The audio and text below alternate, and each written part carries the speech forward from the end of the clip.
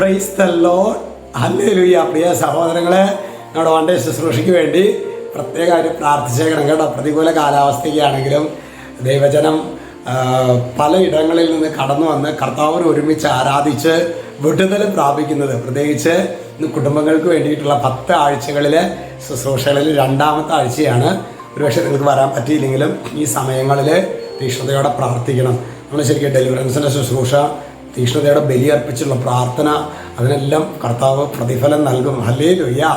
ശരിക്ക് ത്യാഗം എടുത്ത് കടന്നു വരുന്ന മക്കൾക്ക് വേണ്ടി പ്രത്യേക ഈശോയാണ് അവരെ കൂട്ടിക്കൊണ്ട് വരുന്നത് എന്നുള്ള ബോധ്യം അച്ഛനുണ്ട്. ഇന്ന് പ്രഭാതത്തിൽ വെച്ച് നന്നായിട്ട് ബലിയർപ്പിച്ചിട്ടൊക്കെയാണ് ഇന്ന് ശുശ്രൂഷയ്ക്ക് പോകാനായിട്ട് ഒരുങ്ങുന്നത്. ഹല്ലേലൂയ.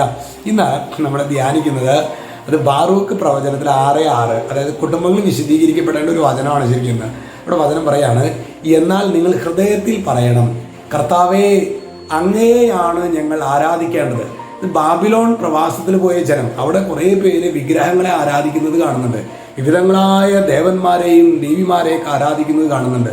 അപ്പോൾ ജെറമിയ പ്രവാചകൻ ബാബിലോണിൽ പോയ അടിമത്തത്തിൽ കഴിയുന്ന മക്കളോട് പറയാണ്, എന്നാൽ മക്കളെ, നിങ്ങളിതൊക്കെ കാണുമ്പോൾ നിങ്ങൾ ഹൃദയത്തിൽ പറയണം, കർത്താവേ അങ്ങയെയാണ് ഞങ്ങൾ ആരാധിക്കേണ്ടത് എന്ന്. ഇന്ന് നമുക്ക് ചുറ്റും ഒരുപാട് വിഗ്രഹങ്ങളൊക്കെ നമ്മൾ കാണുന്നുണ്ട് സഹോദരങ്ങളെ.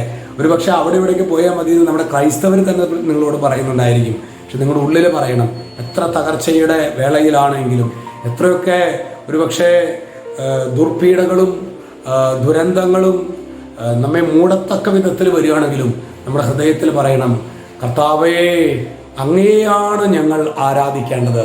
നമുക്ക് സെന്റ് മേരീസ് ധ്യാന കേന്ദ്രത്തിൽ ദൈവം നൽകിയൊരു അഭിഷേകമാണ് ദൈവാരാധനയുടെ അഭിഷേകം. ശക്തമായ ആരാധന കർത്താവ് ഈ ആലയത്തിൽ കർത്താവ് തുറന്നു തന്നിട്ടുണ്ട്.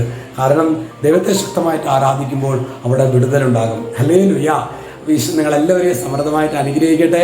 ഇന്നത്തെ ശുശ്രൂഷയ്ക്ക് വേണ്ടി നിങ്ങൾ പ്രത്യേക പ്രാർത്ഥന റിക്വസ്റ്റ് ചെയ്യുകയാണ് കേട്ടോ. ഈശോ നിങ്ങളെല്ലാവരെയും അനുഗ്രഹിക്കട്ടെ. രക്ഷിതാവായ യേശു ക്രിസ്തുവിൻ്റെ നാമത്തിൽ ഇപ്പോഴും എപ്പോഴും എന്നേക്കും ആമേൻ.